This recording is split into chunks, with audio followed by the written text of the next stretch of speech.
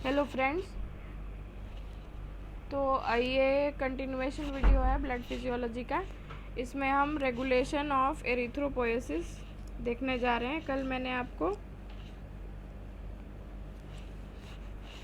Erythropoiesis के बारे में सब बताया था कि आरबीसीज कैसे प्रोड्यूस हो रही हैं।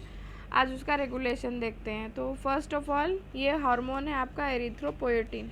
Mainly this is responsible for production of the RBCs. तो एरिथ्रोपोएटिन हार्मोन कैसे काम करेगा?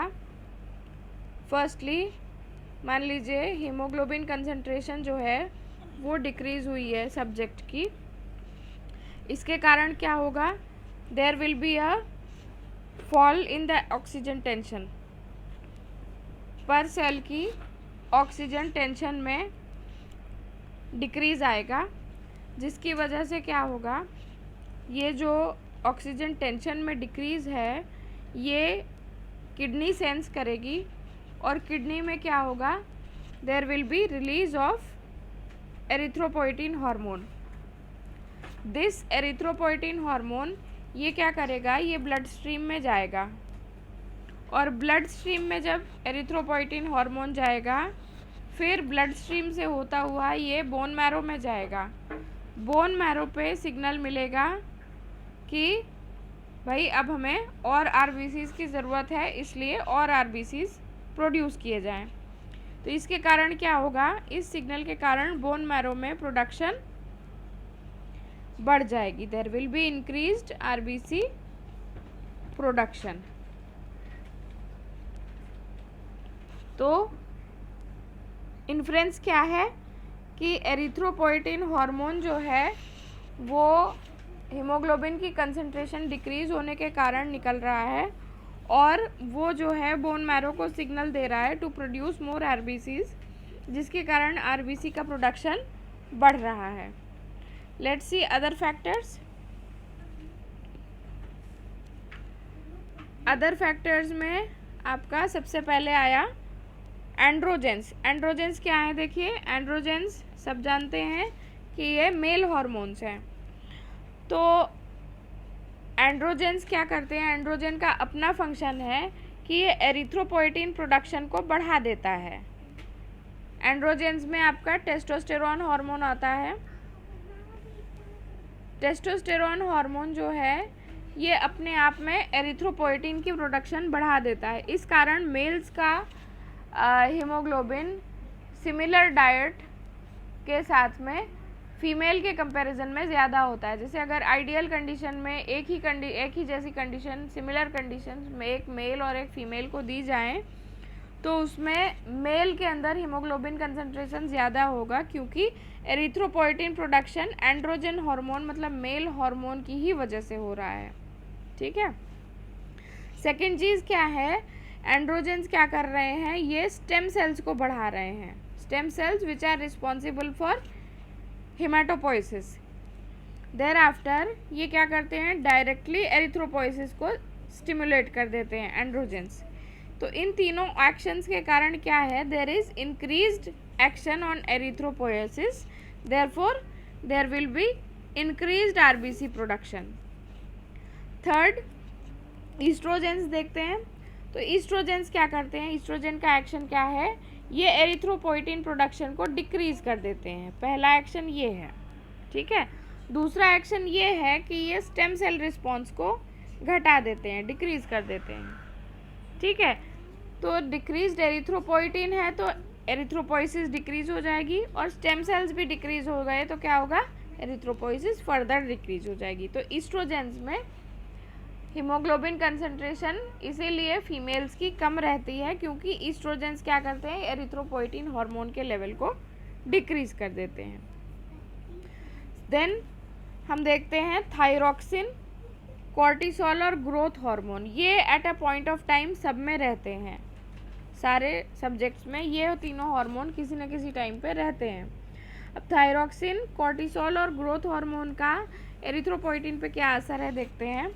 तो ये तीनों हार्मोन्स जो है ये क्या करते हैं, ऑक्सीजन कंजम्पशन को बढ़ाते हैं। आपने एंडोक्राइन में पढ़ा है कि थायरॉक्सिन जो है ये ग्रोथ हार्मोन को सप्लीमेंट करता है और ग्रोथ हार्मोन जो है वो सेल्स की एनाबॉलिक ग्रोथ कराता है। तो ग्रोथ हार्मोन के कारण क्या होगा, जो एनर्जी है वो यूटिलाइज होगी, जिसके कारण ऑक्सीजन कंजम्पशन बढ़ जाएगा।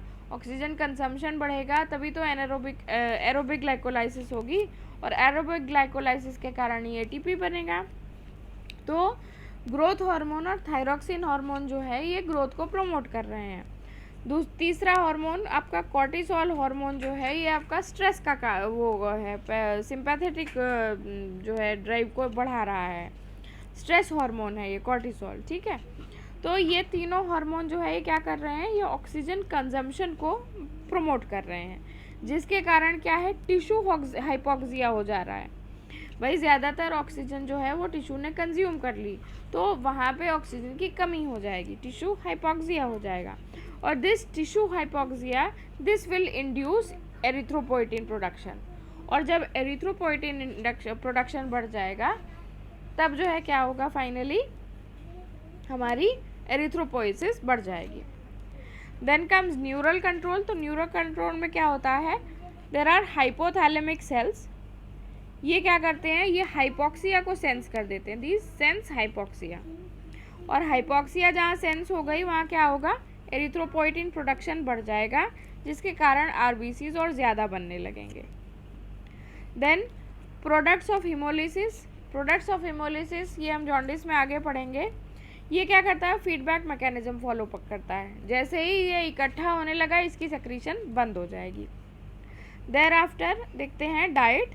डाइट में देर आर न्यूट्रिएंट्स जो कि हीमोग्लोबिन प्रोडक्शन में इम्पॉर्टेंट है, जैसे कि अमीनो एसिड्स जो हैं वो ग्लोबिन चेन बनाते हैं हीमोग्लोबिन की, आयरन जो है वो हीम बनाता है, विटामिन B12 और फोलिक एसिड जो है ये मैच्योरेशन के लिए हैं।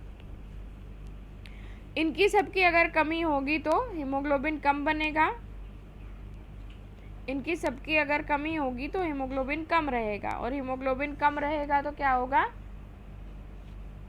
एरिथ्रोपोइटिन प्रोडक्शन बढ़ जाएगी, जिसके कारण आरबीसीज इंक्रीज करेंगे। Thereafter intrinsic factors. देखिए इंट्रिंसिक फैक्टर कहाँ से निकल रहे हैं, ये इंपॉर्टेंट है। This will be secreted by oxyntic cells of the stomach, HCl secretion के साथ में, और ये क्या करेंगे, this will increase the absorption of B12 from the terminal part of the ileum. Thereafter environmental factors देखिए, हाइपोक्सिया हुआ एनवायरनमेंट में तो क्या हुआ, एरिथ्रोपोइटिन की प्रोडक्शन बढ़ गई, जिसके कारण एरिथ्रोपोइसिस बढ़ गई। Then comes drugs and chemicals. All these drugs, catecholamines, nucleotides, CAMP, NAD, NADP, haemolysates, cobalt salt, thyroxine, ये सारे ड्रग्स जो है ये एरिथ्रोपोइसिस को बढ़ा देंगे। तो this is a proper long question which can come in your exams. आप अगर इतना लिख दे रहे हैं तो ये रेगुलेशन पार्ट में बहुत है। People, if you like my content please like, share and subscribe. Thank you.